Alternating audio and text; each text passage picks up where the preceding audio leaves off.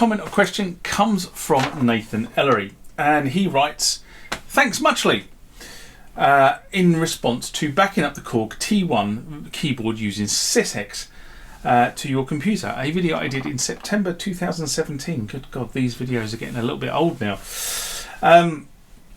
He writes, just updated my X2 following your guidance. The buffers that I was using were set too high on default, so I've been floundering around forever if I didn't watch this video. I think the X2 should have been faster, being a later machine, but I had to set it to your 64 to get it not to buffer out an error. And to be honest, loading SYSEX via MIDI for somebody who is new to the game can be a very, very frustrating exercise, especially on some of this legacy tech. It's basically a problem, or should I say a quirk, of these old synths. You've got to remember that, you know, when these synths were constructed, the whole concept of moving data between devices was quite novel. So moving sounds via SYSEX from a computer to a synthesizer, or from a synthesizer to a SYSEX recorder like the MC500, was a really sort of cutting edge at the time. Obviously, as time moves on, it became more routine, but reality was that unless you were moving data from a cartridge or a card, which was the sort of recommended way of doing it, after tape. I mean, let's face it, some of these older synthesizers, and I'm looking at one there that I've borrowed, actually has a tape socket on the back of it. So, you know, back in the good old day, it was recording to good old cassette tape. But the computers, when the computers came along, the computers really didn't run much faster than the synthesizer they were servicing. So getting buffer mismatches was I want to say you had them less often, but you still had them. But the problem is computers have got much faster, and the synths are kind of stuck where they were. You know, the legacy tech is stuck in the year that it was developed and designed.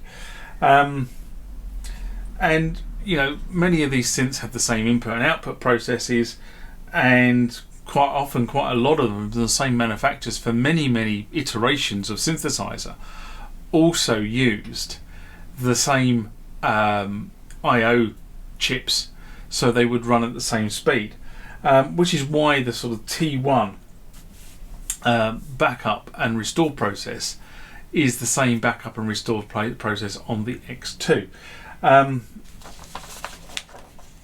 I am glad that I have helped somebody with this video, because that's what these videos are really designed to do.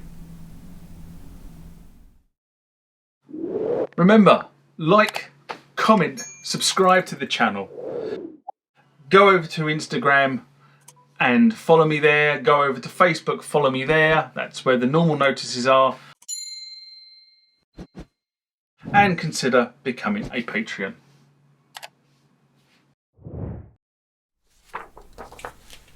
The next comment and question, comes from Anthony Maplethorpe, in response, another one in response to the Death of the Cronus video, a video I did in December 2021.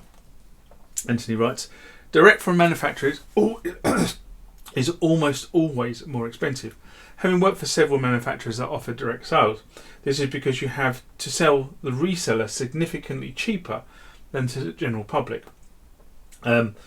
As the reseller needs to make profit. This is very true. This is the point about the reseller network, is you price your product to include their profit margin and your profit margin. They also need to shift units more than the manufacturers do, obviously, because they need to stay in business, who are making a profit on the sale regardless. The upshot is that resellers undercut the manufacturers to be cheaper. Manufacturers can't follow suit, or resellers would stop taking their products, and they can't service from direct sales only. There is a benefit from buying direct, which is normal service support is always direct with the manufacturer, but this is only worth paying the premium for the product if it's supported significantly longer than resellers, i.e. the companies that I work for offer 3 years no quibble, 1 year return versus 1 year from the resellers.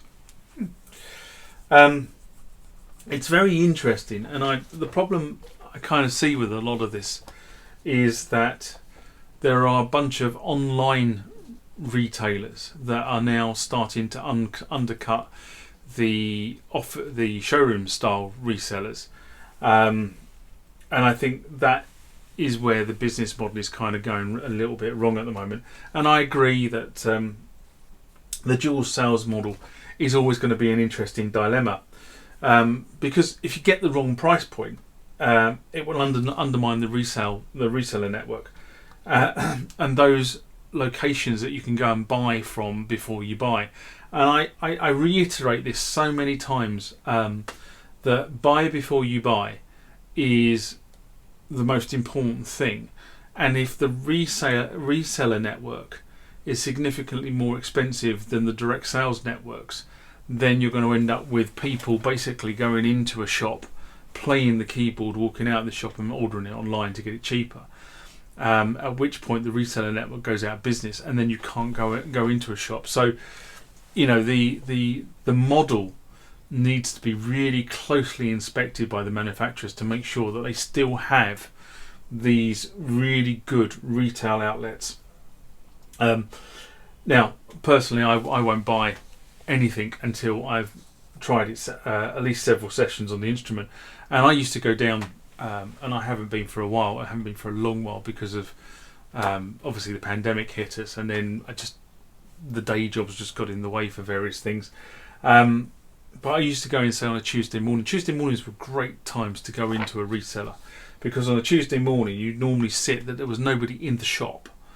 So if you went in on Tuesday morning, you could get a set of headphones, you could sit at the synthesizer you were thinking about, or the keyboard you were thinking about buying, or the effect unit, or the whatever it happened to be, and they would leave you alone for several hours, and you could just get on playing with it.